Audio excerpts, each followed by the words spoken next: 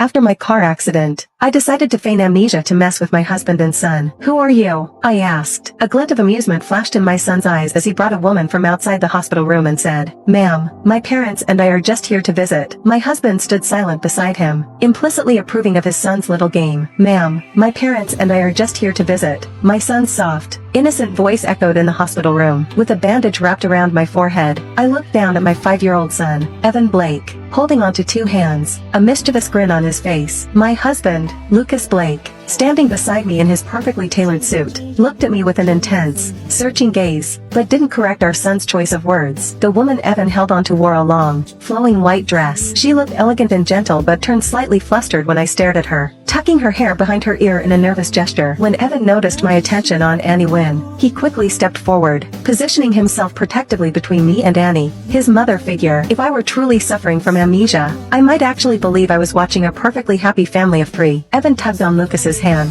whispering, "Dad, now that Mom's lost her memory, can you finally get divorced?" Though he spoke in a whisper, he made sure I could hear him clearly. I knew his little trick. He was punishing me because yesterday I'd scolded him, embarrassing him in front of the housekeeper. He'd been angry, so this was his payback. This was how Evan enjoyed himself, making me the target of his pranks. But I had no intention of playing his game any longer. Since I'd claimed memory loss, I might as well keep going. I'd pretend there was no son, no husband. "Excuse me, who are you?" Evan looked at me, shocked and slightly flustered. "You really don't remember me? You can't forget me. I'm the kid you love most." Lucas furrowed his brows, his cold gaze growing even frostier, his voice laced with annoyance. "Nina Shaw, stop acting. The doctor said it's just a minor concussion, not serious. Don't think you can pretend to have amnesia to get out of a divorce." Evan chimed in, his little face scrunched up with displeasure, echoing Lucas's impatience. "Yeah, stop pretending. You love us too much to ever forget us." I was starting to feel a headache forming. Before I could reply, a nurse knocked on the door. "The patient needs rest," she announced firmly. "Please,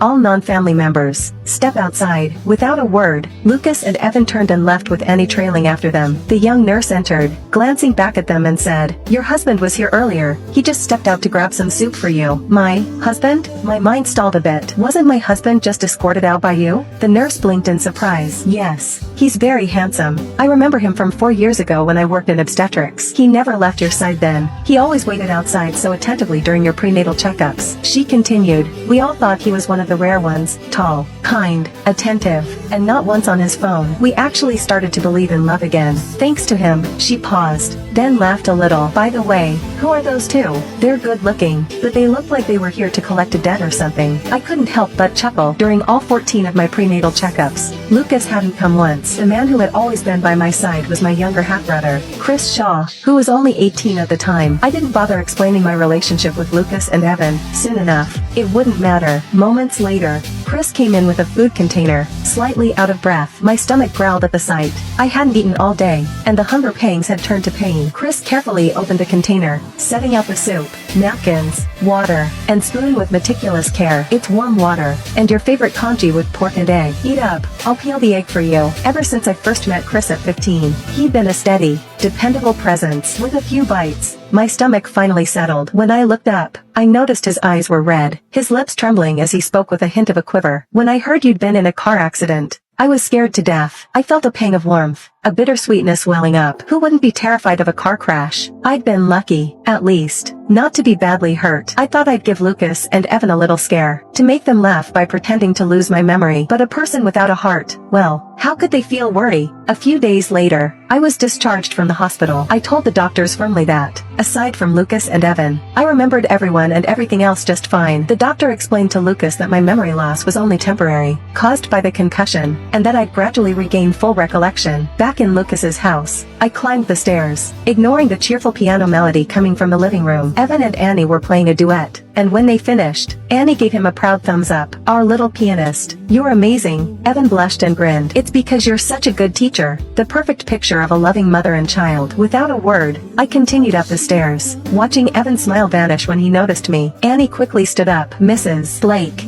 How are you feeling? Standing on the staircase. I nodded politely. I'm nearly recovered. Please, carry on. I didn't dislike Annie. I envied her. She wasn't a third party in my marriage. No, she was Lucas's unforgettable first love. Though I had married Lucas, the truth remained, the unloved one is the real outsider. Lucas had first fallen for her at 18, and last month, when Wynn Corporation declared bankruptcy, Annie had returned. Her entire savings had gone toward covering her family's debt, and her music degree wasn't much help for finding high-paying work in the States. So, Lucas had made her Evan's piano teacher at a monthly rate of $60,000. New mom is the best. I love my new mom. Evan's loud voice echoed through the living room. Evan, I'm not, don't call me that, Annie replied, visibly uncomfortable. Evan wasn't pleased with her response. Wrapping his little arms around her leg, he said, if you keep calling me Evan, I'll get mad. You need to call me Evie. You're so much nicer than my mom. I like you the best. He glanced upstairs toward my room, ensuring I wasn't there, then continued, can you just move in here? I'd love to see you first thing every morning. Dad said it's fine. And our house is so big. You could have anything you want here. Lucas had indeed offered Annie to stay in our house to save her the trouble of commuting, but she had politely declined,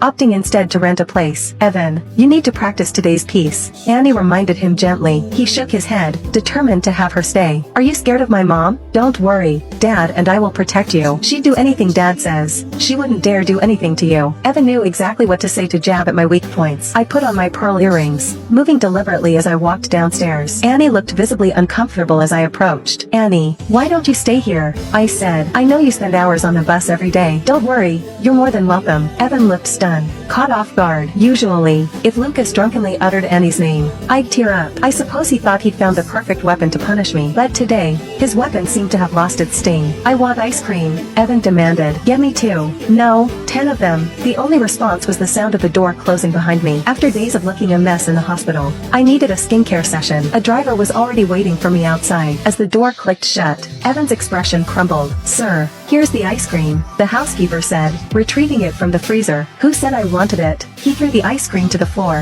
his eyes fixed on the closed door. Could Mom really not remember him? When Lucas's mother, Laura Blake, learned that Annie had returned to the States and was teaching Evan piano, she wasted no time in bringing over bags of high-end gifts. She settled on the sofa beside Annie, taking her hand in a show of affection. Annie, my dear, she said warmly, you've been through so much. Just think, if only you and Lucas had ended up together from the start. Then Wynn Corporation would have had him to manage it. You wouldn't be in this position now. Annie's face flushed with embarrassment. Laura, that's not something we can say now. It's all in the past. And I'm grateful Lucas offered me work. Why shouldn't I say it? Laura gave her hand a reassuring squeeze. With you teaching Evan, I'm so at ease. And, you know, Lucas is filing for divorce. Surely you realize what that means. She lowered her voice, adding, don't worry, darling. Evan adores you. And so do I. You'd never feel out of place with us. Besides, Lucas has every intention of helping Wynn Corporation get back on its feet. Though Laura knew I was home, she hadn't informed me of her visit, so I stayed out of their way, listening from afar. Both Lucas and Evan liked Annie, and clearly, so did his mother. From the very beginning, Laura had wanted Annie as her daughter-in-law. Annie came from a sophisticated, well-established family, a perfect match for the Blakes, and the moment Lucas had met her, he'd been smitten. Laura was thrilled, quickly making arrangements for their marriage. Unfortunately for them,